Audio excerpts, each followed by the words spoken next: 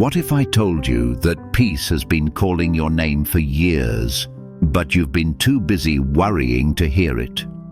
What if happiness after 60 isn't something you chase, but something you remember? There comes a moment in life when the noise of the world begins to fade, yet the noise inside the mind grows louder. Thoughts about health, family, finances, and time begin to echo in places that used to feel quiet. And you may find yourself wondering, why does my mind keep replaying old stories? Why do small worries feel so big now? Why can't I simply enjoy the life I have? If you've asked these questions, you're not alone, and more importantly, nothing is wrong with you. Buddhist wisdom teaches that the heart becomes softer with age, and a softer heart feels everything more deeply. But softness is not weakness, it is clarity. It is the beginning of true inner freedom. Today, I want to walk with you through 6 gentle Buddhist teachings, practical, peaceful, and designed to help you release fear, soften anxiety, and rediscover everyday happiness after 60. Let's begin with the first step into calm. Lesson 1. Slow down enough to hear your own life. As we grow older, something surprising happens. Life slows down on the outside, but the mind speeds up on the inside. The world becomes quieter, but our inner world becomes louder. This is why so many people over 60 describe feeling overwhelmed, even when nothing dramatic is happening. The mind fills the quiet with fears, memories, and what-ifs. But Buddhism teaches something beautifully simple. Worry grows in speed. Peace grows in stillness. Most of your life may have been spent rushing, working, raising a family, carrying responsibilities that never seem to end. Your nervous system learned to stay alert, to stay busy, to stay prepared. But after 60, when responsibilities shift, the mind doesn't automatically adjust. It continues running at full speed, even though your life no longer requires it. This creates unnecessary anxiety. So the first lesson is this: slow down enough to hear your own life again. Slowing down isn't laziness. It's presence, it's awareness, it's the state where worry loses its grip. You slow down by doing simple things intentionally. A slower breath, a slower morning, a slower meal, a slower walk, a slower conversation with yourself. When you slow down, you begin to hear the parts of you that have been ignored for decades, the parts that want kindness, rest, and understanding. You begin to feel your own wisdom rising to the surface. You begin to see that much of what you worried about never came true, and much of what you feared losing cannot be taken from you at all. Slowness becomes a spiritual practice. You stop rushing your life. You stop fighting time. You stop measuring your worth by your productivity. And in that softness, happiness returns, not as excitement, but as a gentle warmth. Not as thrill, but as contentment. Not as noise, but as quiet recognition of the beauty still unfolding, even now. Peace begins with slowing down. Your life is waiting to be heard. Lesson 2.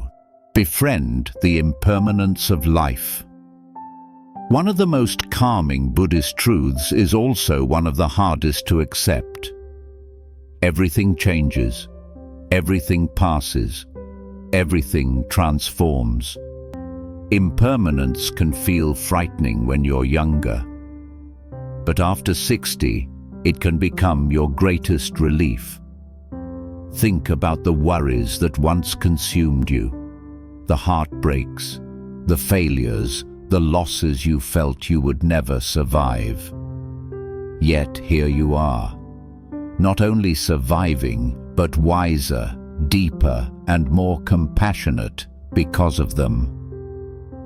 Impermanence is not a threat.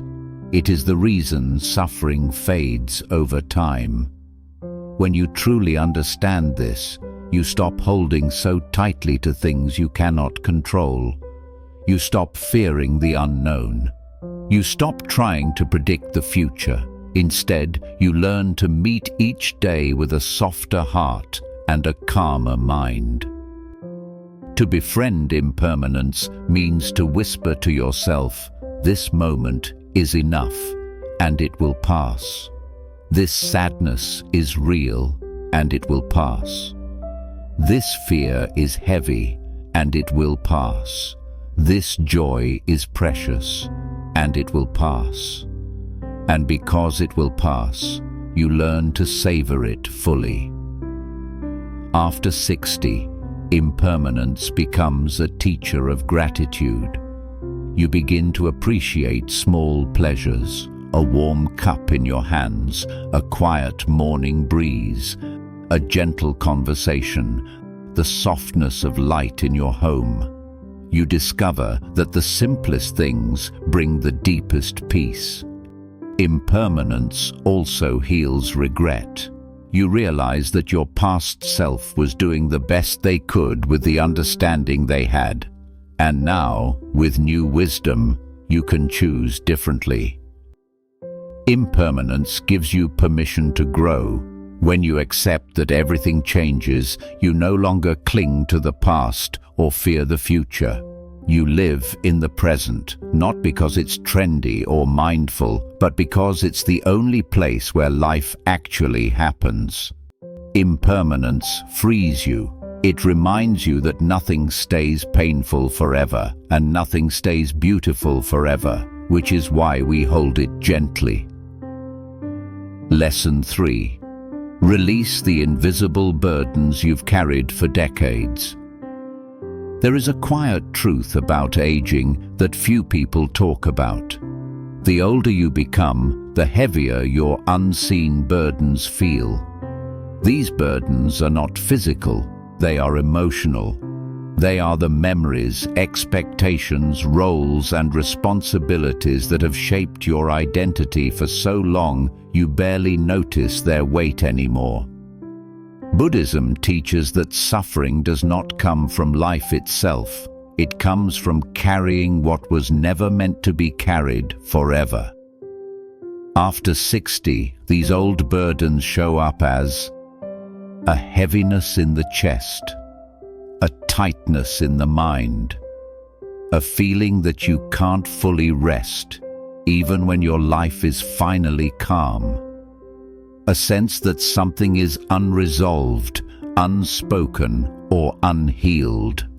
You may not think of yourself as someone with emotional baggage, but ask yourself, how many apologies have you never received? How many disappointments have you tucked away? How many roles have you played for others at the cost of your own peace? How many times have you said, "It doesn't matter," when it actually did? These invisible weights collect over a lifetime, and as you grow older, your heart begins to ask for relief. This is where the Buddhist teaching of letting go of mental burdens becomes essential. Letting go does not mean forgetting the past. It does not mean pretending it didn't hurt. It does not even mean forgiving instantly. Letting go simply means loosening your grip on what hurts you. You don't drop the burden all at once. You set it down gently, piece by piece. Maybe you start by acknowledging something you've never said out loud. That experience affected me more than I admitted. That person hurt me, even if they didn't mean to. That pressure I put on myself was unfair. That responsibility I carried exhausted me. Acknowledgement is the beginning of release. Then comes the second step, compassion, not for others, for yourself. Buddhism teaches metta, loving kindness, and it begins inward. You speak to yourself the way you would speak to someone you love. I forgive you for not knowing back then what you know now. You didn't fail, you simply lived. You are allowed to put this burden down, and slowly the weight lifts. Letting go is not a single moment. It is a practice. Every day you choose one thought to soften. Every day you choose one memory to stop revisiting. Every day you choose one expectation to release. And then something beautiful happens. Your energy returns. Your breath deepens. Your heart opens. Your mind quiets. Because without the weight of old burdens, you finally have space for joy. Joy doesn't need perfection. Joy needs room. When you release the emotional weight you've carried for years, you rediscover who you are beneath the responsibilities, beneath the roles, beneath the stories you've told yourself. You return to your original self, lighter, kinder, freer. Lesson 4. Master the art of gentle self-compassion. As you age, you may become more patient with others, but strangely less patient with yourself. You may forgive people easily, but still hold yourself hostage to old mistakes. You may comfort loved ones, yet judge your own feelings as weakness. This is why Buddhism places profound importance on gentle self-compassion. Self-compassion is not indulgence. It is not self-pity. It is the recognition that your heart also deserves the softness you give to other people. One of the greatest spiritual misunderstandings is thinking that wisdom means being strong all the time. But true wisdom is honest and tender. It says, I am human, I am aging, I am learning, I am allowed to feel. As we get older, we face challenges that test our sense of identity. Changes in health, in mobility, in independence, in appearance, in roles, in relationships. These changes can trigger subtle shame or self-criticism. Why can't I do this like I used to? I should be stronger.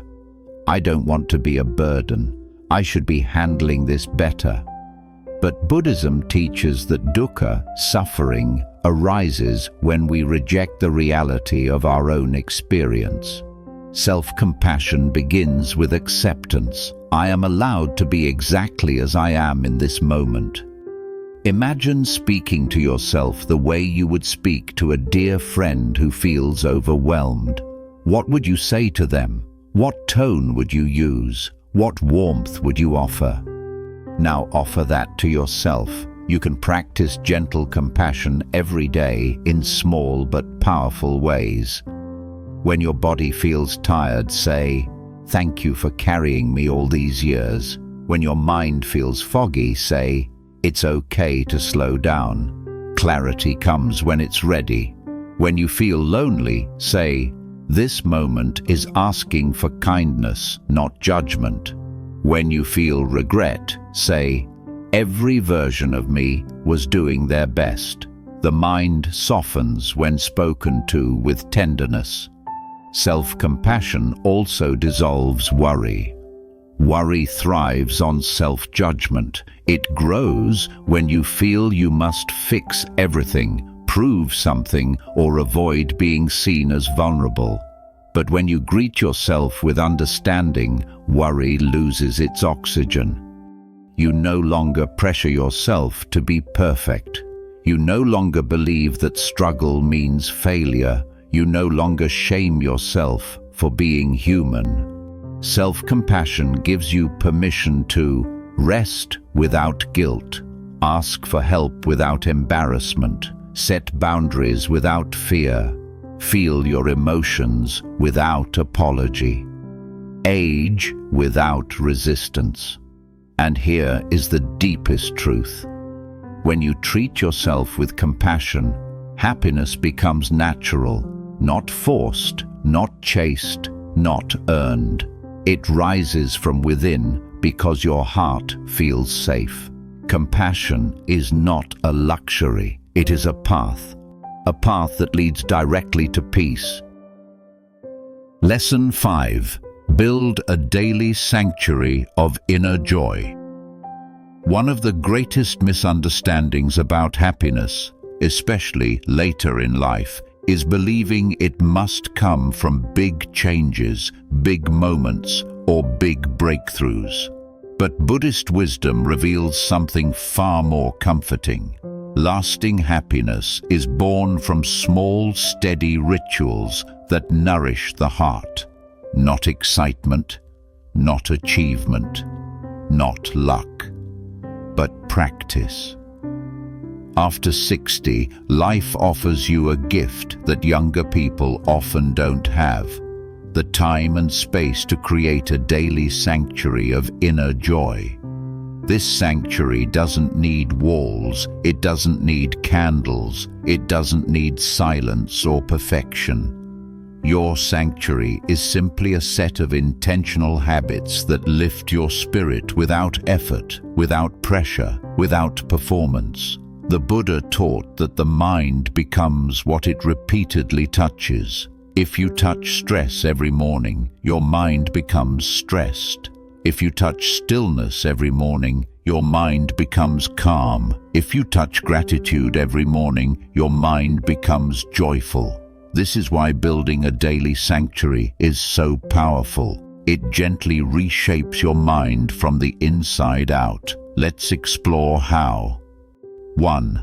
Begin each day with something that grounds you. Many people over 60 wake up with a rush of thoughts. Health worries, family concerns, fears about the future, or memories from long ago. This morning, mental storm is normal, but you don't have to let it control the tone of your day. Try beginning your mornings with one simple grounding ritual. It might be a slow breath before getting out of bed, a brief moment of gratitude, a gentle stretch, a warm drink enjoyed without hurry, a quiet affirmation like, "Today, I choose peace." This grounding moment signals to your mind, we are not rushing, we are not fighting, we are beginning with calm. It's small, but transformative. 2. Choose one activity each day that makes your heart feel light, not productive, not necessary, not impressive. Light. Most people have forgotten what that even feels like. Happiness after 60 is not about intensity, it's about gentleness. Your heart-lightening activity can be anything: listening to soft music, watering plants, reading something inspirational, sitting by a window and watching the sky, sipping tea while doing nothing at all, connecting with someone who makes you feel seen, writing a single sentence in a journal, taking a walk without a destination. These small pleasures are not trivial. They are spiritual nourishment. Buddhism teaches that joy does not come from seeking more. It comes from noticing deeply. A small joy that is fully experienced becomes a great joy. 3. Create a habit of meaningful pause. Throughout the day, You do not need a sacred place to be mindful. You don't need to meditate for an hour. You don't need special training. Mindfulness is simply the act of stopping, just for a moment, to return to yourself. A mindful pause can be one conscious breath, a moment of awareness before responding to someone, a tiny break during chores, a minute of stillness before eating, a soft smile to yourself when you feel overwhelmed. Each pause interrupts worry before it spirals. Each pause reminds you that you are here, alive, safe, and allowed to rest. When you create space inside your day, stress loses its dominance. 4. End your day with release, not rumination. Many people carry the weight of the day into their sleep. Unfinished thoughts, unresolved emotions, conversations that linger. This makes the mind restless at night, and restlessness becomes worry the next morning. A daily sanctuary includes a nightly ritual of release. You can whisper something like, "Today has ended. I release what I cannot change," or "I did enough. I am enough," or simply, "Let this day go." You can also reflect on 3 gentle things that went well. Not big achievements, just moments of goodness. A pleasant conversation. A meal you enjoyed. A moment of peace. A memory that surfaced. A small act of kindness you offered or received. This shifts your mind away from self-criticism and toward appreciation. Buddhism teaches that when the mind ends the day with gratitude, the heart sleeps in peace. 5. Let your sanctuary become a promise to yourself. This sanctuary isn't a routine, it's a commitment, a promise, a quiet vow. I will take care of my inner world.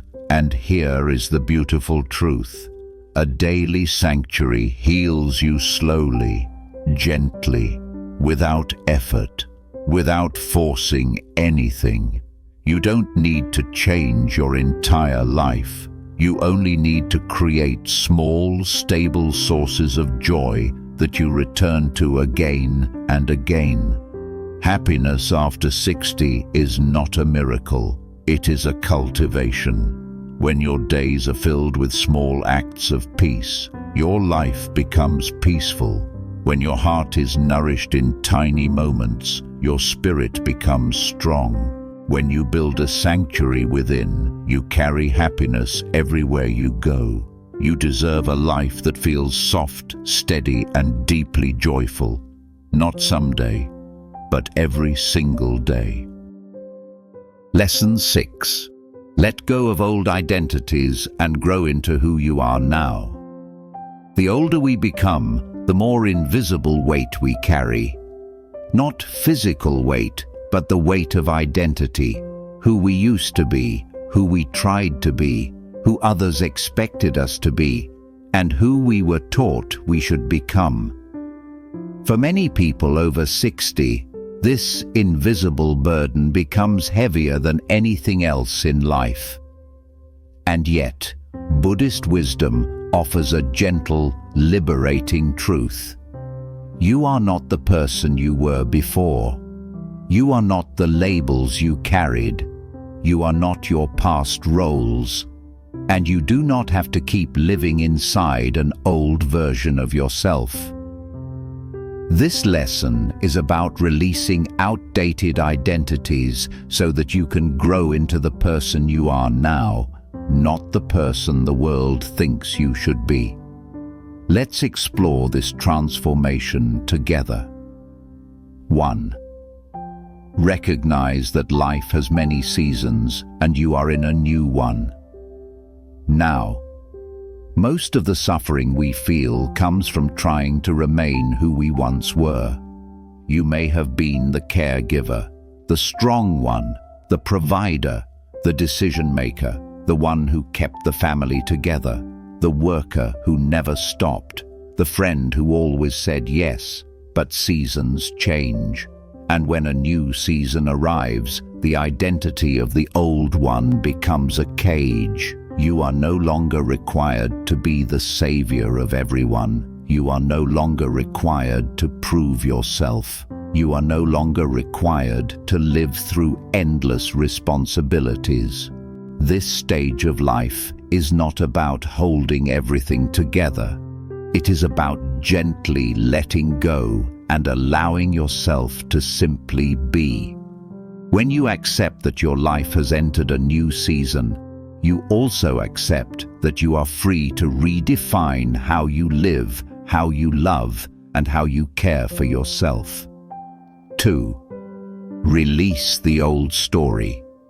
You keep telling yourself, "We all carry a personal story." But sometimes that story becomes outdated and it keeps us from experiencing joy. Maybe your story is, "I must stay strong for everyone," or "I'm not needed anymore," or "It's too late to change," or "I missed my chance," or "My life is slowing down." These stories feel real, but they are not truth.